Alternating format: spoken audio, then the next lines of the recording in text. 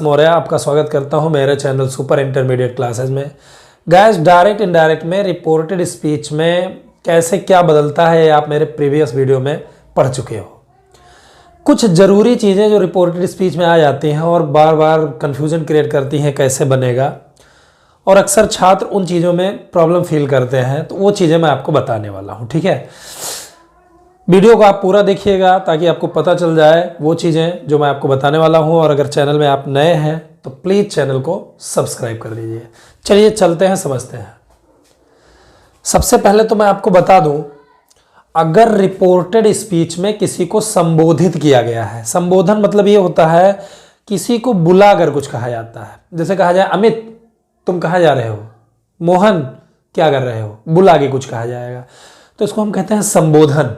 ठीक है, तो अगर किसी को संबोधित किया गया है तो रिपोर्टिंग वर्ब में अगर क्रिया का ऑब्जेक्ट नहीं है तो हमें क्या करना होता है कि उस संबोधित शब्द को रिपोर्टिंग वर्ब का ऑब्जेक्ट बना देते हैं। ठीक है, अगर ऑब्जेक्ट नहीं है तो ये इसका नियम है। जैसे समझते हैं, नियम आपको सारे डिस्क्रिप्शन में मिल जाएंगे, अगर ऐसे आप समझ लेते हैं तो भी अच्छा है, कोई दिक्कत नहीं है। तो देखिए, ही सेड, उसने कहा, मोहित व्हेयर आर यू वेस्टिंग, तुम कहाँ नष्ट कर रहे हो, ऑल द मनी, सारा पैसा, यू अर्न, जो तुम कमाते हो।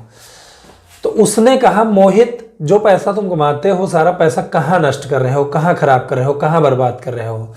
तो देखो यहाँ पे बुला के कहा गया, उसने कहा मोहित, मोहित को बुलाया गया, मोहित पैसा कहाँ नष्ट कर रहे हो। तो जब किसी को हम संबोधित करते हैं, बुला लेते हैं, तो उसको हम रिपोर्टिंग वर्ब का ऑब्जेक्ट बना देंगे अगर ऑब्जेक्ट नहीं है तो। ठीक है, अब अगर ऑब्जेक्ट है तो उसका दूसरा नियम है, वो मैं अभी आपको बता रहा हूं।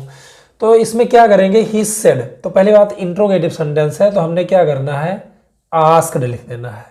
ही सेड टू के स्थान पर हमने आस्क्ड लिख देना है, सेड आएगा तो भी आस्क्ड लिख देना है।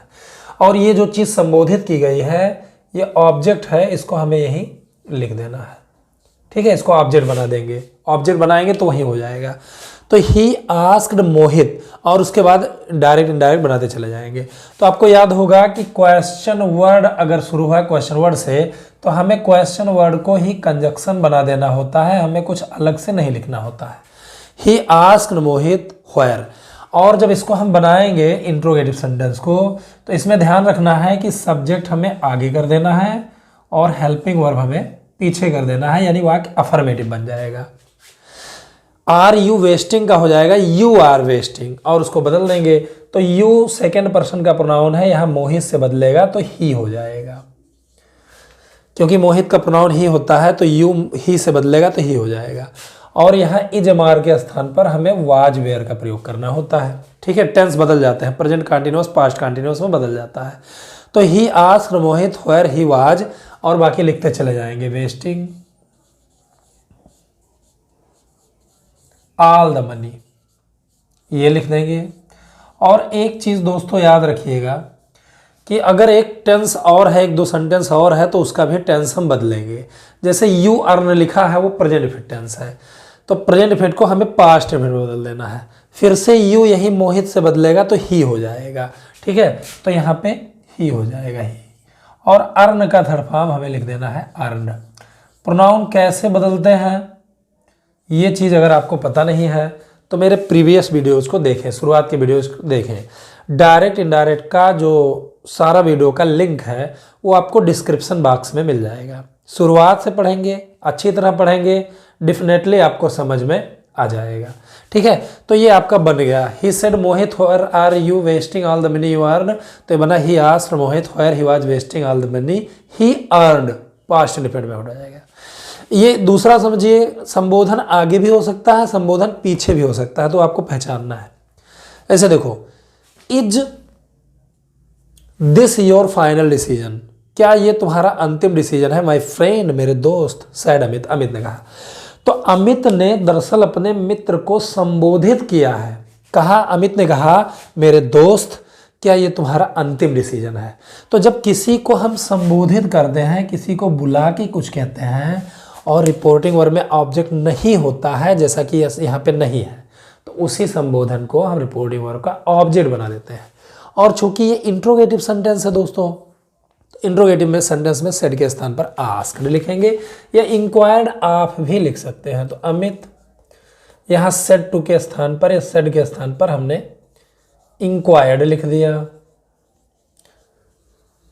तो ये हो गया अमित इंक्वायर्ड ऑफ। अब यहाँ जो माई फ्रेंड आगे आएगा यहाँ बदल के, वो यहाँ पे ऑब्जेक्ट के रूप में लिख देंगे, लेकिन उसमें अगर दोस्तों प्रोनाउन भी है तो उसको बदलना है।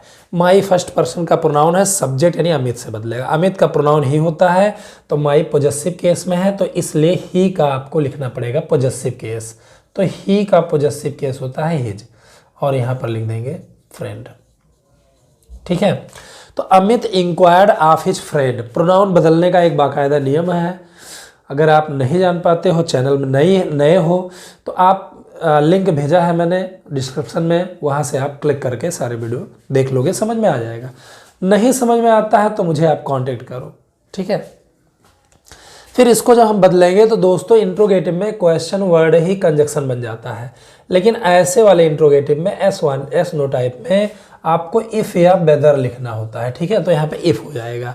एक चीज़ जरूर ध्यान रखिए, इंट्रोगेटिव को हम पहले असर्टिव में बना लेते हैं, तब उसको इनडायरेक्ट में चेंज करते हैं। Is this your final decision, तो ये हो जाएगा this is your final decision. तो दिस का दोस्तों हो जाता है दैट। ठीक, इज का हमने क्या करना होता है, वाज कर देते हैं। ठीक, टेंस बदलेगा। और योर फाइनल डिसीजन, तो योर यहाँ फ्रेंड से बदलेगा, फ्रेंड का प्रोनाउन ही होता है। तो योर पॉजेसिव केस में है, तो ही का पॉजेसिव केस हिज होता है, तो यहाँ पे हमने कर दिया हिज। अब ये लिखते चले जाएगा फाइनल डिसीजन, यहाँ पे कुछ चेंज नहीं करना है। Final decision, DECISION decision. तो ये बन गया Amit, is this your final decision my friend said Amit. तो इसका बन गया Amit inquired of his friend if that was his final decision. वाक्य से क्वेश्चन मार्क भी हटा देंगे। तो दो सेंटेंस में आपने ये समझा कि रिपोर्टेड स्पीच में हम अगर किसी को संबोधित करें और रिपोर्टिंग वर्ब में ऑब्जेक्ट ना हो, तो हमें उस संबोधन को रिपोर्टिंग वर्ब का ऑब्जेक्ट बना देना होता है। लेकिन क्या हो कि अगर रिपोर्टिंग वर्ब में ऑब्जेक्ट भी हो और संबोधन भी हो, तो क्या करेंगे, संबोधित शब्द को कहाँ ले जाएंगे। तो दोस्तों इसके लिए आप ध्यान रखो कि अगर रिपोर्टेड स्पीच में किसी को संबोधित किया गया है और रिपोर्टिंग वर्ब में ऑब्जेक्ट भी है, इसको लिख लीजिएगा, ऑब्जेक्ट भी है, तो संबोधित शब्द से पहले हम कॉलिंग या एड्रेसिंग लिखते हैं, कॉलिंग या एड्रेसिंग लिखते हैं। और जिस रूप में उसे संबोधित किया गया है उससे पहले एज लिखते हैं, AS एज।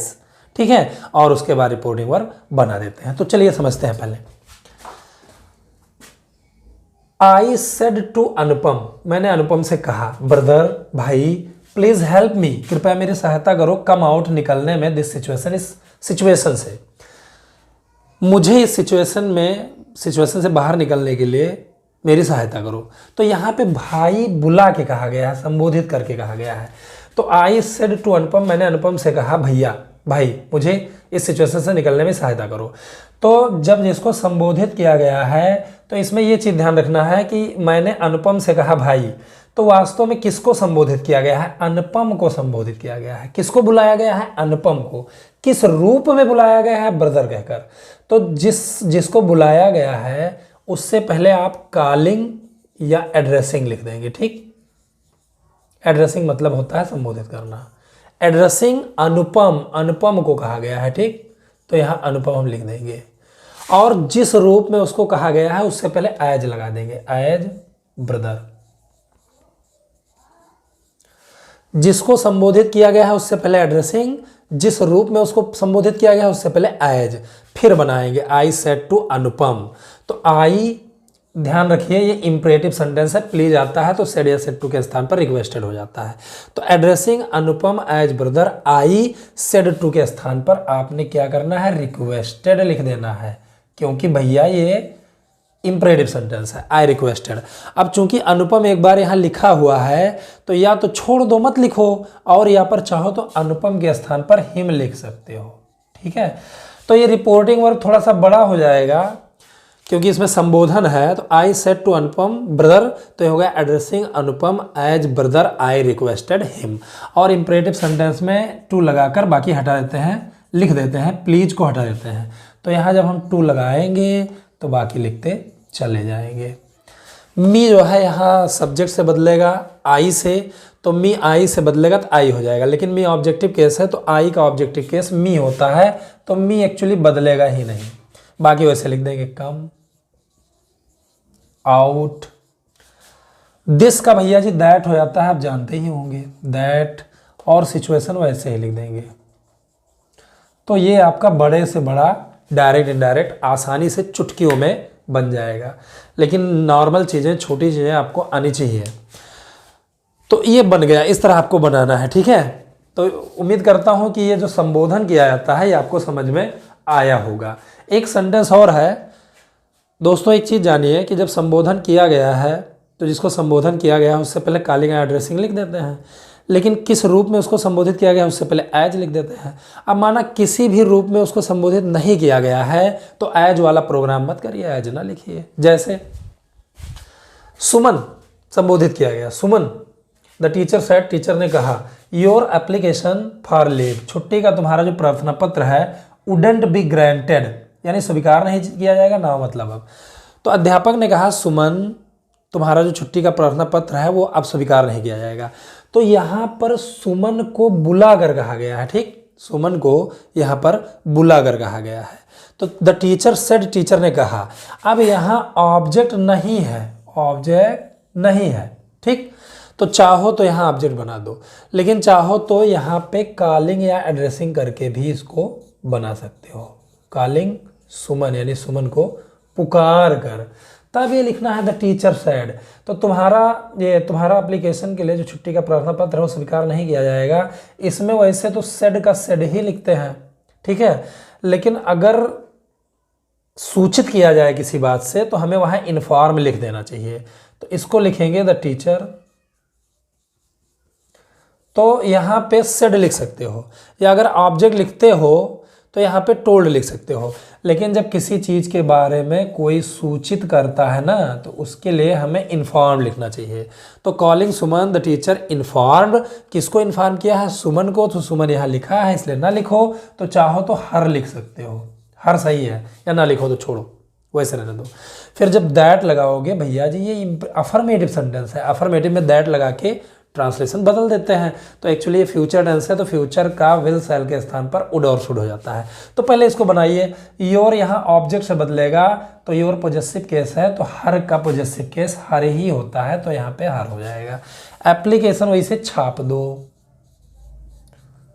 एप्लीकेशन वैसे ही छाप दो, एप्लीकेशन फॉर लीव वैसे ही लिख दो, फॉर लीव।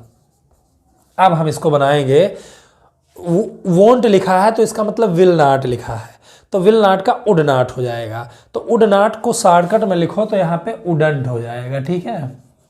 तो यहाँ पे आपका हो जाएगा वुडंट, बाकी वैसे लिखते चले जाओ। बी ग्रांटेड, और नाउ का दोस्तों हो जाता है देन।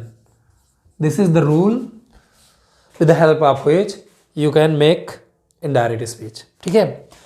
तो ये बना Suman the teacher said your application for leave wouldn't be granted now. तो इसका हो गया calling Suman the teacher inform her that her application for leave wouldn't be granted then, बन गया, ठीक है। अब एक नियम और मैं बताता हूँ, ये सब आ जाता है तो कन्फ्यूजन रहता है, तो कन्फ्यूजन आपका दूर हो गया होगा, ऐसी मैं आशा करता हूँ। अगर कोई प्रॉब्लम है, कोई भी डाउट है तो कृपया मुझे कमेंट जरूर करिएगा। अब दोस्तों अगर रिपोर्टेड स्पीच में सर या मैडम जैसे शब्द आते हैं, सर या मैडम जैसे सम्मान सूचक शब्द आ जाते हैं, तो आपने सर या मैडम को हटा देना है और रिपोर्टिंग वर्ब के अंत में रेस्पेक्टफुली का प्रयोग करना है, समझे। तो यहाँ जैसे लिखा है मीना सेड, मीना ने कहा sir please explain this stanza, कृपया इस स्टेंजा को समझा दीजिए, वंस अगेन, एक बार दोबारा। तो मीना ने कहा श्रीमान इस स्टेंजा को दोबारा समझा दीजिए। तो भैया जी अगर आपको सर देखने को मिल जाए तो आपने रिपोर्टिंग वर्ब में मीना, तो यहाँ सेड है तो प्लीज लगा है तो रिक्वेस्टेड हो जाएगा। पहले तो रिक्वेस्टेड लिखेंगे प्लीज या काइंडली को हटा करके, फिर सर को हटाएंगे तो यही रिपोर्टिंग वर्ब में आपको रेस्पेक्टफुली मिल जाएगा, रेस्पेक्टफुली लिख दीजिए। मीना रिक्वेस्टेड रेस्पेक्टफुली, और प्लीज वगैरह हट जाएगा, टू लगा के छापते चले जाइए। टू एक्सप्लेन दिस का आपको दैट कर देना है और फिर लिखते चले जाना है। स्टेंजा वंस अगेन, ठीक है, वंस अगेन। तो Meena said sir please explain this stanza once again. Meena requested respectfully to explain that stanza once again, बन गया। ऐसे ही मैडम शब्द है, मैडम शब्द आ गया तो उसको हटा दो। रिपोर्टिंग वर्क जहाँ पे ख़त्म हो वहीं पे आपको रेस्पेक्टफुली का यूज़ कर देना है। तो देखो यहाँ पे madam Neetu said to the post office, police officer. तो नीतू ने पुलिस ऑफिसर से कहा madam I have not committed any crime, मैंने कोई क्राइम नहीं किया है। दैट कि यू विल अरेस्ट मी, आप मुझे गिरफ्तार कर लोगी। तो उसने कहा मैंने कोई क्राइम नहीं किया है कि आप मुझे गिरफ्तार कर लोगी। तो भैया जी यहाँ पे देखो ये जो उल्टे लिखे रहते हैं उनको सीधा कर लेना होता है, यानी पहले हर हाल में रिपोर्टिंग वर्ब आपने लिखना होता है। तो नीतू सेड टू का टोल्ड हो जाएगा, अफर्मेटिव में, नेगेटिव में सेड टू का टोल्ड हो जाता है, सेड का सेड ही रहता है। तो यहाँ आपने लिखा नीतू और सेड टू के स्थान पर हमने टोल्ड लिख देना होता है। लिखो द पुलिस ऑफिसर, ये बन गया। तो नीतू है यहाँ पे, तो नीतू के लिए हमने यहाँ पे यू कर दिया, Neetu told the police officer. जैसे रिपोर्टिंग वर्ब खत्म हो आपने मैडम या सर जैसे शब्दों को हटा देना है और लिखना है रेस्पेक्टफुली, ये नियम है। तो Neetu told the police officer respectfully, अब फिर दैट लगा के आपने बना लेना है। आई देखो फर्स्ट पर्सन है, यहाँ नीतू से बदलेगा तो नीतू का प्रोनाउन सी होता है, तो यहाँ पे हमने सी लिख देना है। हैज हैव के स्थान पर हैड होता है तो यहाँ पे हो जाएगा हैड। बाकी छापते चले जाओ। नॉट कमिटेड, यहाँ पे लिख देंगे एनी क्राइम, फिर दैट लिखेंगे, दैट नहीं बदलता है। दैट यू जो है सेकंड पर्सन है, सेकंड पर्सन का प्रोनाउन रिपोर्टिंग वर्ब के ऑब्जेक्ट से बदलता है, ठीक है। तो पुलिस ऑफिसर यानी कोई लेडी पुलिस ऑफिसर थी तो उसके लिए सी हो जाएगा, यू सी से बदलेगा तो सी हो जाएगा, यानी पुलिस ऑफिसर से बदलेगा तो सी हो जाएगा। विल के स्थान पर हमने उड कर देना होता है, जितने भी टेंस मिलते हैं आपको बदलते चले जाने हैं। अब आगे लिख दो अरेस्ट, फिर प्रोनाउन आपको बदलने हैं। मी यहाँ नीतू से बदलेगा तो मी ऑब्जेक्टिव केस है तो सी का ऑब्जेक्टिव केस, यानी नीतू के लिए सी प्रयोग होगा। तो मी ऑब्जेक्टिव केस है तो सी का ऑब्जेक्टिव केस हर होता है, तो यहाँ पे हर हो जाएगा। तो दोस्तों ये कुछ ज़रूरी चीज़ें जो मैंने आपको बताया, बीच में आ जाता है तो बड़ी कन्फ्यूजन होती है अगर नियम ना पढ़े हो तो इसको, इन चीज़ों को आप ध्यान रखिए। अगर कोई प्रॉब्लम या कोई डाउट है तो कृपया मुझे कमेंट करके ज़रूर बताइए। चैनल में नए हैं तो चैनल को सब्सक्राइब कर लीजिए ताकि आपका इंटर का जो कोर्स है वो कम्प्लीटली पूरा हो जाए, अच्छा हो जाए, ठीक है। और अगर वीडियो पसंद आया तो लाइक ज़रूर करिए, शेयर कर दीजिए, बड़ी मेहरबानी होगी।